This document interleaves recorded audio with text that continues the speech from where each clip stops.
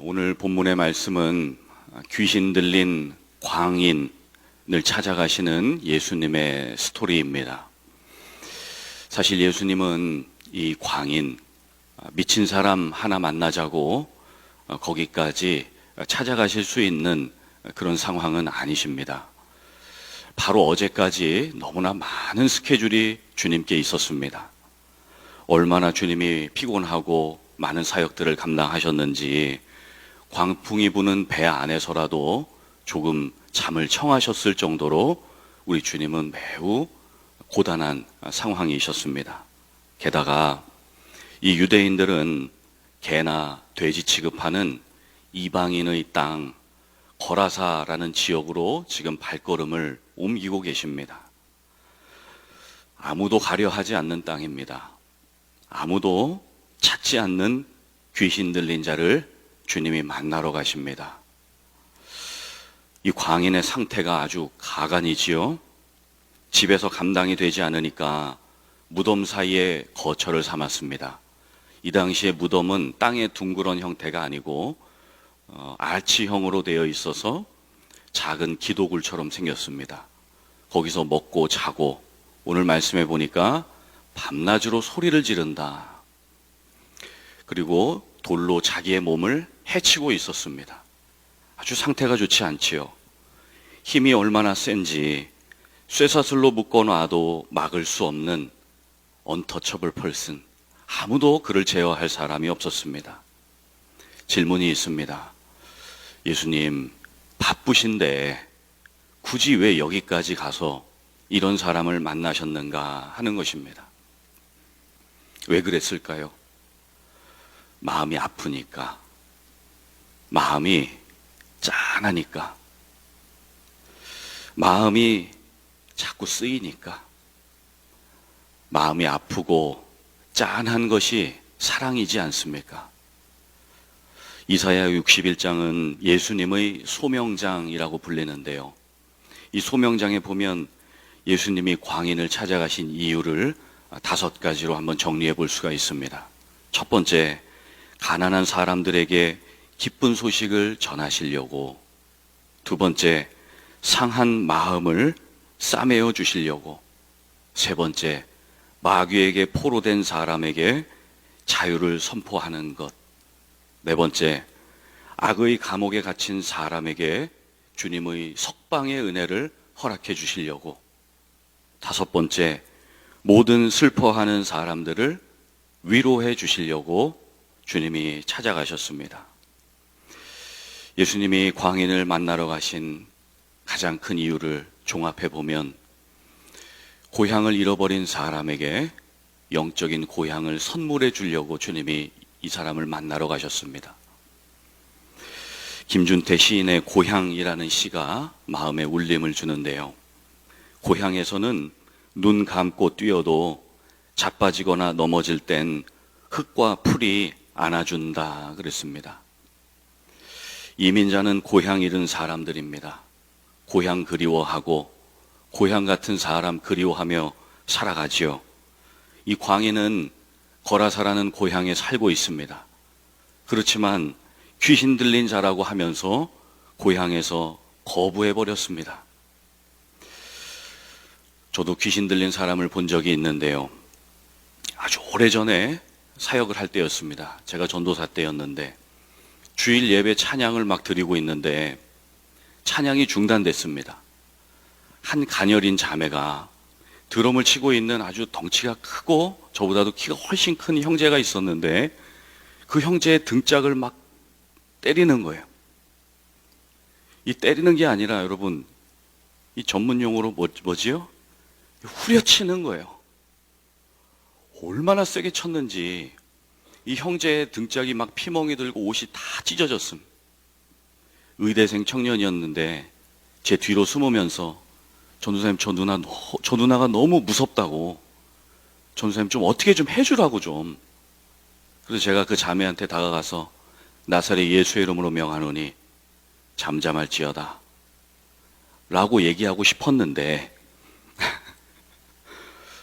그때 제가 전도사 때 몸무게가 67kg, 68kg, 가녀린 전도사님, 옷도 몇 벌이 없어요. 근데 자매가 때리면 제 양복도 찢어질까 봐 이거 어떡하지? 잠깐 머리를 쓰고 있는데 감사하게도 산신령이 나타났습니다.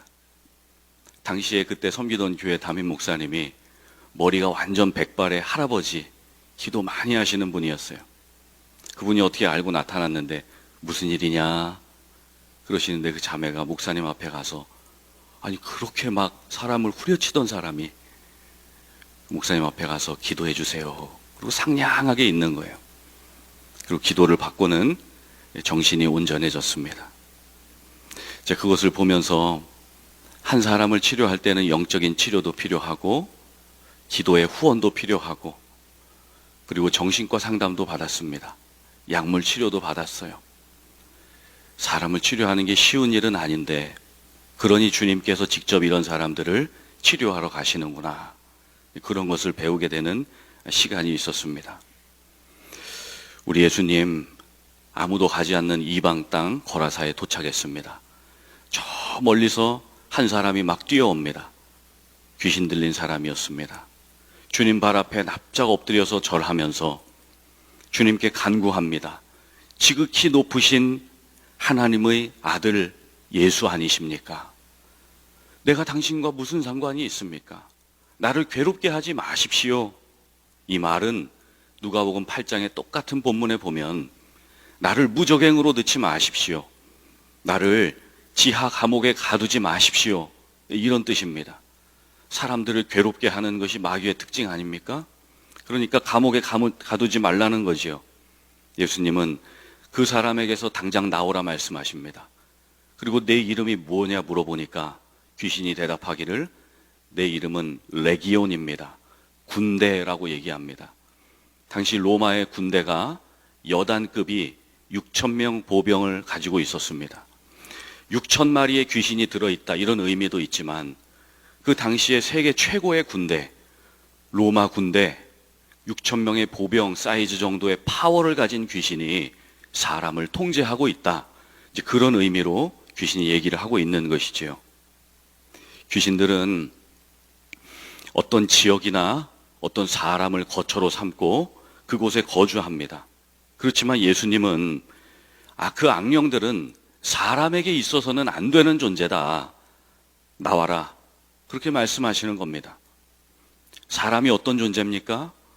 거룩한 하나님의 형상이지요. 홀리하신 하나님의 홀리 템플입니다. 그러니 덜티한 스피릿, 더러운 영이 홀리한 스피릿과 같이 공존할 수가 없는 거지요. 우리의 육신과 영혼을 거룩하게 만드셨는데 예수의 피로 말미암아 하나님의 자녀 되게 하셨는데 덜티한 스피릿, come out, 나와라.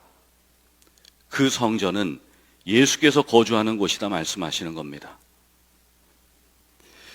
당시에 유태인의 통념상 바다라고 하는 곳은 악한 영들이 거주하는 악한 영들의 소굴이었습니다. 그러니 예수님은 이 귀신들 다 나와서 돼지떼에게 들어가라. 돼지떼 2,000마리가 넘는 돼지떼에 들어가게 하셔서 그 귀신들이 돼지떼를 다 물에 바닷속 깊은 곳에 몰살시켜 버렸습니다. 돼지가 있는 땅, 돼지를 키우는 사람들, 유태인의 인식 속에는 부정한 자들, 부정한 땅으로 인식했습니다. 그러나 반대로 로마인들에게는 돼지가 신의 축복이나 부유의 상징이었습니다. 당시에 황제나 우상들에게 돼지로서 헌금하고 헌물을 바쳤습니다. 이 돼지의 농장 주인들이 대단히 화가 났겠지요. 이방인들은 유태인들과 다르게 돼지를 신성시 여겼기 때문에 부의 가치였기 때문에 예수님이 돼지를 2,000마리 넘게 죽였으니 얼마나 화가 났겠습니까? 예수님께 막 달려와서 짜증을 내는 것입니다. 당신이 뭔데 왜 내 귀한 돼지들을 다 죽이냐고. 미친 사람 하나 살리자고 돼지를 이렇게 죽여서야 되겠냐고.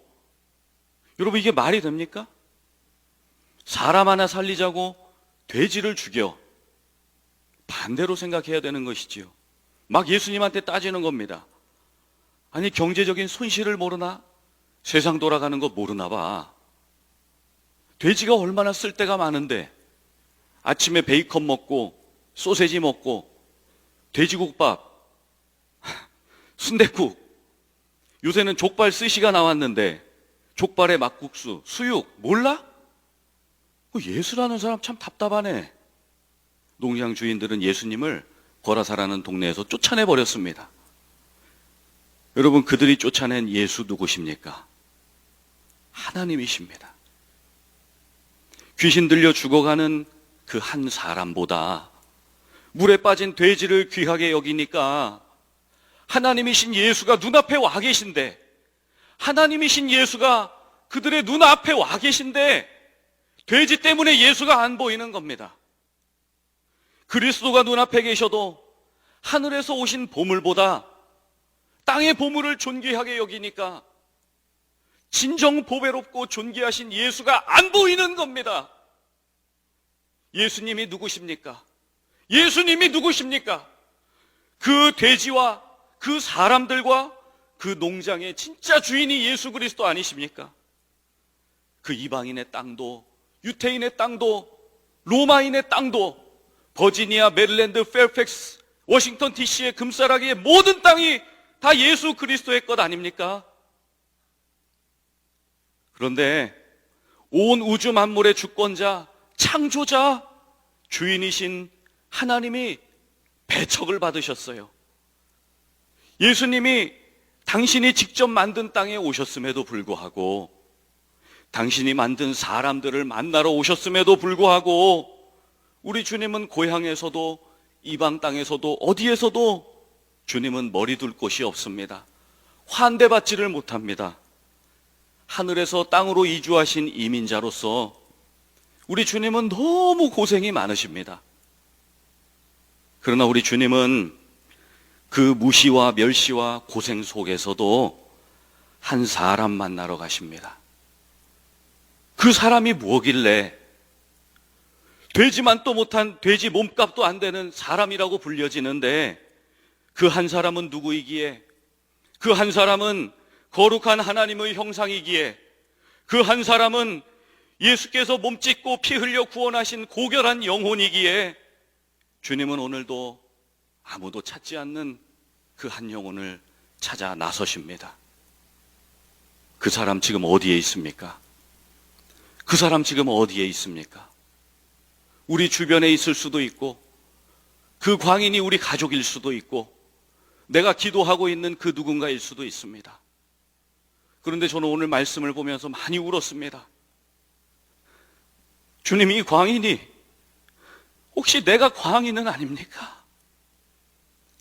주님이 미친 사람이 정민이는 아니었습니까? 나 같은 광인 살리신 주 은혜 놀랍다. 나 같은 광인 살리신 주 예수의 방문하심이 너무 고맙다. 우리 주님의 관심은 돼지에게 있지 않습니다. 우리 주님의 관심은 넓은 땅에 있지 않습니다. 농장에게 있지도 않습니다. 주님의 관심은 돼지가 아니라 되지만 또 못한 취급받는 그 한 사람에게 있습니다. 우리 주님은 이 세상의 것 언젠가 다 썩어 없어진다 했습니다. 그렇다고 우리 주님이 우리 먹고 사는 것 무시한 적 없습니다. 모른 척 하신 적 없습니다. 그러나 이 땅에 거주하는 것보다 하늘에 거주하는 것이 더 중요한 문제이기에, 육신의 문제보다 영혼의 문제 해결이 더 시급한 것을 주님이 아시기 때문에 예수님이 말씀하시는 겁니다.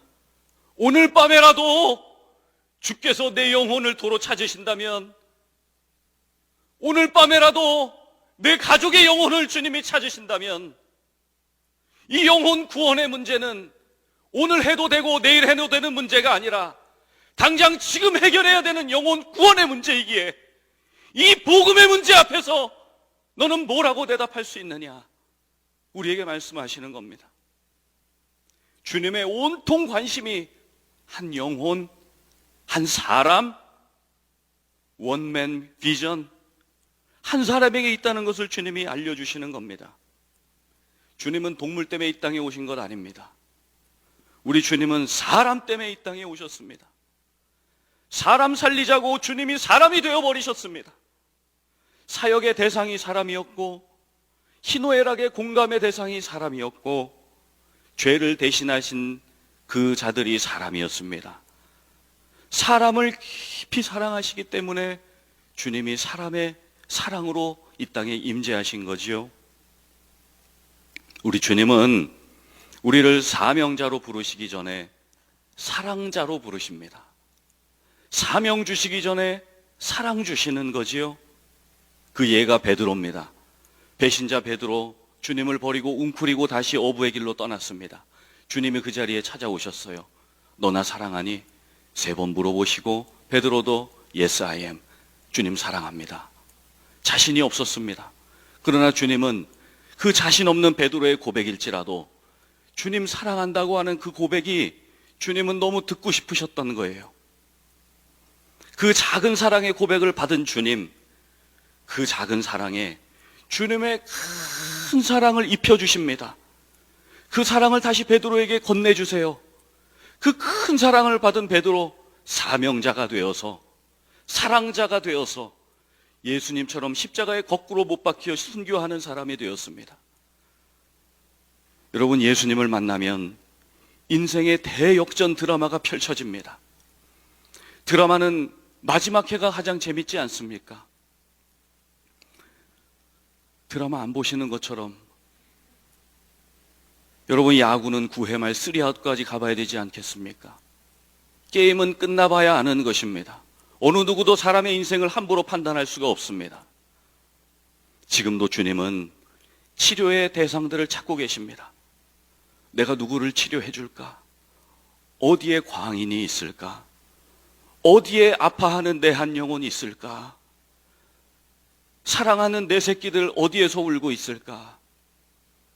저도 가장 가슴 아팠던 기억이, 제가 사춘기 저희 딸을 뭐라고 나무랬더니 방에 들어가서 문을 잠고 우는 거예요. 내가 좀 심했나? 돌아보니까 심하긴 심했어요. 방에 문 닫고 우는데 애비 마음이 찢어지는 겁니다. 예수님 하나님이시잖아요. 하나님 아버지의 마음을 가지고 사역하시잖아요. 사랑하는 광인이 쇠사슬에 묶여서 울고 있고 슬퍼하고 고통스러워하는 것이, 내 새끼가 울고 있으니까 거라사로 간 겁니다. 내 새끼가 거기 있으니 주님이 그 자녀 회복시키려고 거기에 임재하신 거지요. 사명보다 사랑 주기를 원하시고, 사명보다 사람을 중요시 여기는 주님을 경배하고 주님을 찬양합니다. 미국의 존경받는 신학자요 목회자인 찰스 스윈돌 목사님, 사람이 하나님의 모든 것이고 사람이 하나님의 방법이다 이야기했습니다. 제가 잠시 책의 내용을 인용하겠습니다. 우리는 항상 교회의 발전을 위해 새로운 방법, 계획, 조직들을 만들려고 한다. 복음을 위한 성장과 효율성을 위해 항상 노력하고 애쓰는 것이 중요하다. 하지만 이러한 추세가 자칫 사람을 고려하지 않는 경향이 있다. 아니면 계획이나 조직의 활동 속에서 사람이 잊혀지는 것이다. 그러나 하나님의 계획은 다른 무엇보다도 사람을 중시한다. 사람이 하나님의 방법이다. 그러니 교회와 사역들은 더 좋은 방법들을 찾고 있지만 하나님은 더 좋은 하나님의 사람들을 찾고 계신다. 이렇게 설명했습니다. 예수님을 만나고 회복된 이 광인이 예수님에게 부탁합니다. 나 이제 예수님 따라다니겠습니다. 나도 배 타고 사람 낚는 어부 되고 싶습니다. 이야기를 합니다. 그러나 예수님이 말씀하시지요. 얘야, 너의 사명은 나를 따르는 것이 아니라 집으로 돌아가는 것이다. 집으로 돌아가서 누가 너를 불쌍히 여겼는지 설명해 주거라. 누가 내 인생에 복음의 기쁜 소식을 주었는지 복음의 증인되고 제자 되거라.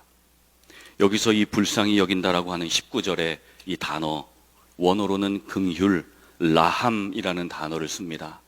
라함이라는 단어는 같은 어머니 자궁에서 나온 형제들끼리 불쌍히 여기는 감정을 말합니다. 그리고 창조주 하나님이 창조물인 사람들의 마음을 깊이 공감하시는 것을 의미하는 것이죠. 여러분, 광희는 예수님 찾은 적 없습니다. 광희는 예수님 만나고 싶다 한 적 없습니다. 그러나 한 가지 소원이 있다면 누군가 제발 나를 이 악의 존재로부터 해방시켜줬으면 좋겠다. 쇠사슬에 매인 인생이 아니라 자유로운 영혼 되고 싶다. 그 소원이 있었겠지요. 예수님은 저 멀리서도 자녀들의 아픔의 소리를 공감하셨습니다. 라함, 그의 아픔을 내 태에서 난 자식으로서 공감하고 긍휼히 여기고 불쌍히 여기는 주님의 긍휼 사역이 그 사랑하는 한 사람에게 임한 것입니다. 우리가 살아가는 세상은 사람을 물건 다루듯 물질화해버리지요. 도구화하고 사물화해버립니다. 보험금 타려고 위장살인을 해버리고 아동 인신매매, 성매매, 사람을 도구화해버립니다. 갑질이라는 단어가 왜 나왔습니까? 흙수저, 금수저, 사람의 존재 가치와 사람의 존재 목적을 상품화해버린 것입니다. 예수께서 아무도 찾지 않는 이 광인을 만나신 정말 중요한 이유는 이 세상의 논리와 시대 정신을 역행하기 위함입니다. 이 세상에 돼지처럼 함부로 대해도 좋을 사람 없다. 그 한 사람은 주님의 소중한 사랑이 담긴 존재들이다. 여러분, 우리는 누군가를 사랑해야 된다 그러면 자꾸 타인만 생각합니다. 하나님만 생각해요. 내 이웃을 내 몸처럼 사랑하라는 것은 내 몸을 중요히 여기라는 거예요. 나도 사랑하고 죄악 시대는 자기 애 말고 나를 건강하게 영적으로 사랑하고 그 사랑으로 남을 존대하고 나와 너를 사랑하시는 하나님을 존중히 여기고 사랑하라, 그 의미가 있는 것입니다. 하나님은 거라사 광인의 친구가 되어줄 사람 어디 있나 찾고 계십니다. 여러분, 질문 드립니다. 거라사 광인의 친구 되어주시겠습니까?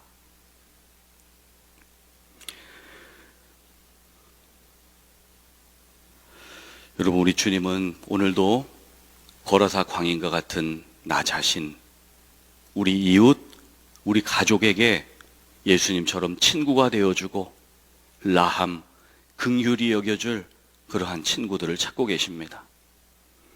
하나님의 이 은혜가, 예수님의 찾아와 주심과 예수님의 방문하심이 오늘 여러분들의 삶과 가정과 자녀손과 일터와 모든 미래의 기도 제목 위에 함께 하셔서 하나님의 놀라운 회복과 새롭게 하시는 은총이 늘 함께 하시기를 예수님의 이름으로 간절히 축복합니다.